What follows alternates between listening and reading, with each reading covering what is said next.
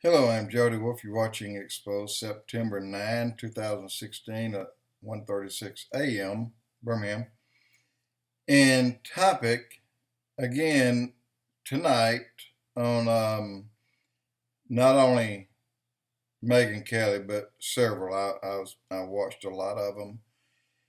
And I seem to have gotten one thing that kind of echoed tonight. There was a gentleman on Megan. In fact, he was one of the first on her show tonight, and there was two guys. There was a general, and then there was a black guy. And when she asked a question or talked of Donald Trump knowing more about ISIS than the generals did, and then first she asked the black guy, and he run his mouth 90 to nothing and laughed, and finally she asked the general. He said, "Well, I mean, I can tell you what I feel. We would have known a lot more about ISIS had we not been kept from knowing about ISIS." He said, "We were limited by one man, and Donald Trump probably did know at least as much as we knew." And she was shocked that the general said that. And so was the black guy when he said that. And the black guy made a comment that almost made him black. He said, why just keep staying on the same subject over and over and over, and let's move on to new stuff? Well, you know what? It's him. Every time you have a black person that does not like Trump, they're on the same subject every time, because he's the one that brought up. What makes him think he knows ISIS better than the army does? And then she had a general, and he said, because Obama wouldn't let us. He pretty much kept us away from them. In other words, he's protecting them. Why is he protecting them? But he was. And Donald Trump knew that. So Donald Trump knew every bit as much about ISIS as they did, maybe a little bit more.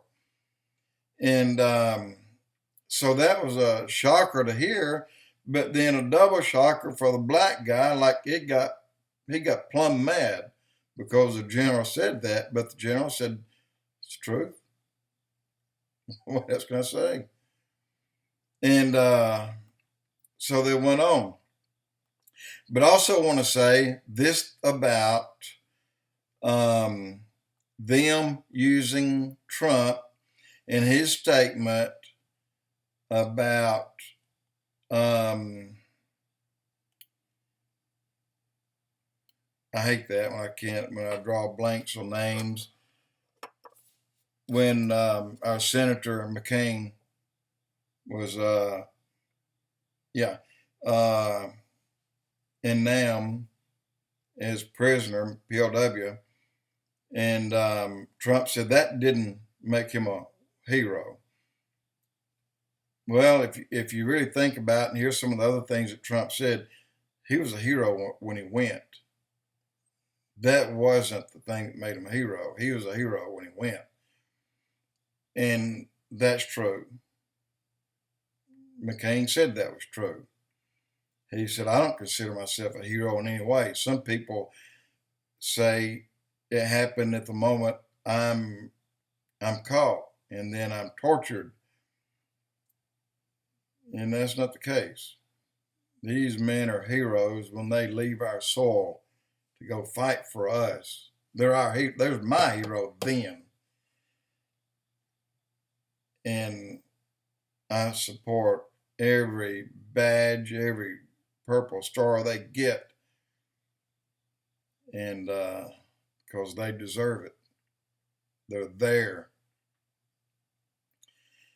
So I don't think they should take Trump and use him as some kind of sadist and show a man that in Nam lost both his legs in a wheelchair, and another guy has got one leg and one arm, and then somebody else, and they're, that's wrong to do that. I had in my tiny school, in my tiny town that I lived in, I had 3 of my friends to die. I had many others wounded, and then some of those died later, and some of them took their life because they couldn't take it. And every single one of them that came home without a limb. At least one was gone. And one of my good friends, Ron Parr, maybe I shouldn't mention the name, but I did, and William Dawes, they were both killed. They were killed out of grammar school, guys. 16 years old, they were killed in Vietnam. And Ronnie, when he came home, he wasn't even 19 yet, and he'd lost his left hand. They're heroes when they go. Getting that hand blown off didn't make him one. He was one when he went. So don't belittle someone for looking at it that way, because that's the way most people look at it that look up to these guys, and I look up to them all. Like I said, I had 2 uncles that were POWs in the Korean and Japan War. 5 years and 7 years. When they got home, one of them got home and lived 2 weeks. And was out with some friends, and a car hit him. Of all things, on a bicycle. The heroes when they go, guys. And also, I'm not going to condemn in any way Hillary Clinton for her coughing and her things that she goes into. You don't call them spasms, you call them, you know what I'm talking about. I hate that for her because Donald Trump's going to be president, and I'd rather him win on a much more level ground than what he's on now.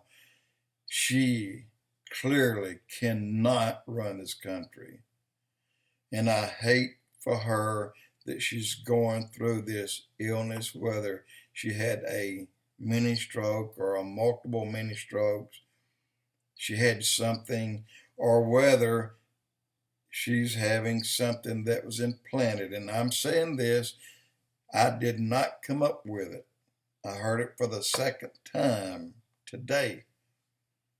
For the second time today, that someone who spoke up said that they thought that she had already been working on for some time, and a number of years, that they thought by now that she would have been a lot further along. But maybe sometimes your age gets a little bit ahead of you and things don't work, and you can't take an overload of someone else's DNA. You just don't know. I don't know if that's the case, but I don't condemn her. I don't blame her, and it hurts me to see her have those seizures. I don't like that. I don't. I want Clinton on a level playing ground with Donald Trump. I want him to win fairly. But as she is, she can't run this country. Really, she can't. She'd have to hand it over immediately to someone else. I mean, she couldn't get sworn in without handing it over, because she can't do it the way she is. She's got to get fixed first. And I don't think she will. One thing may help her. One thing may help her. Listen up, y'all. By gosh, it's the truth. Go to Israel. They have things that we don't have, and the reason they have things we don't have is because our government won't let us have them. Things that can heal Hillary Clinton, believe it or not. Jody Wolf Exposed.